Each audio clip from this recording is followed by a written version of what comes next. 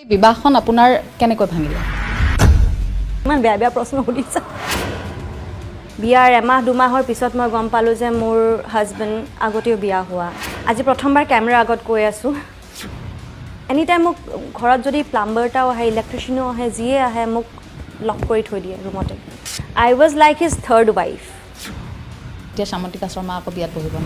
মোৰ এই জীৱনটো শেষ হৈ গ'ল।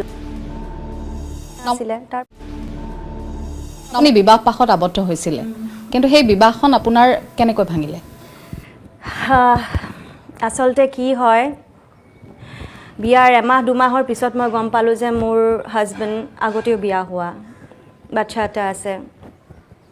তাৰপিছত আৰু তাতকৈ আৰু কি ক'ম, আজি প্ৰথমবাৰ কেমেৰাৰ আগত কৈ আছোঁ। গতিকে তথাপিও ট্ৰাই কৰিছিলোঁ, আৰু এনেকুৱা আছিলে যে তেখেতৰ নিজৰ দুখখিনি লুকুৱাবৰ কাৰণে মোক অনবৰতে টৰ্চাৰ কৰি থাকিছিলে, ৰুমত লক কৰি থৈছিলে।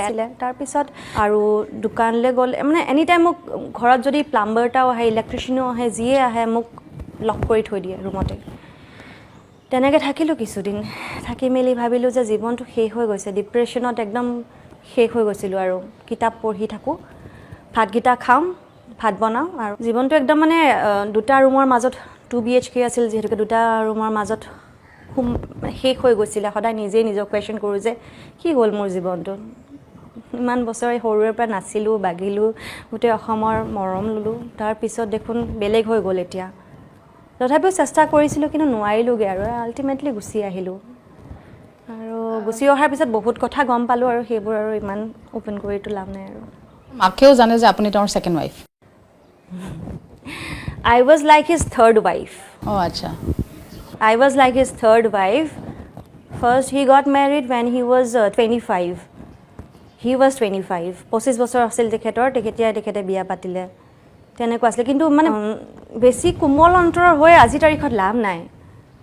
মানুহে হয়তো ভাবিব পাৰে অসমৰ ল'ৰা নাপালি নেকি, কিবা নাপালি নেকি। অসমৰ ল'ৰাৰ লগতেতো বিয়া হ'ম বুলি ভাবি আছিলোঁ। তেতিয়ানো কি হ'ল?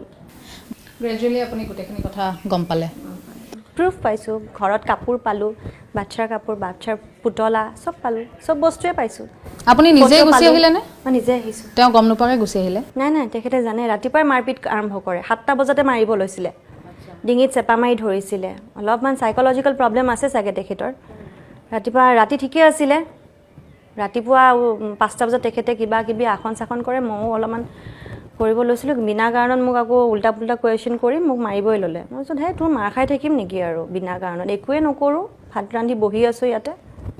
গুচি আহিলোঁ, আৰু মই নাথাকোঁ, মই নোৱাৰোঁ আৰু এনেকৈ, মই মৰি যাব লাগিব। কিন্তু মই একেবাৰে গুচি আহিম বুলি ভবা নাছিলোঁ। হ'লেও ঠিক হৈ যাব বস্তুবিলাক লাহে লাহে, যিহেতুকে এবাৰ বিয়া হৈ গ'লোৱেই, যিহেতুকে আৰু ঠিক হ'ব বুলি ভাবিছিলোঁ, কিন্তু নহ'ল। তাৰপিছত তেখেতে উল্টা আকৌ নিজৰ পোৱালি ছোৱালী লৈ গুচিহে আহিলে। মই কৈছোঁ ভগৱান, কি ক'ম আৰু অসমবাসীক কি ক'ব খোজে?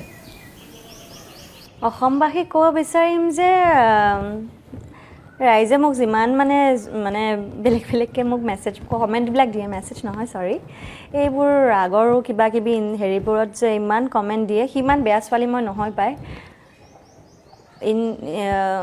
কিছুমান বস্তু অলপ ইম'চনেলি লৈ লওঁ। যেতিয়া ইম'চনেলি ডিচিশ্যনছবিলাক লওঁ, সদায় ঠগেই খাইছোঁ।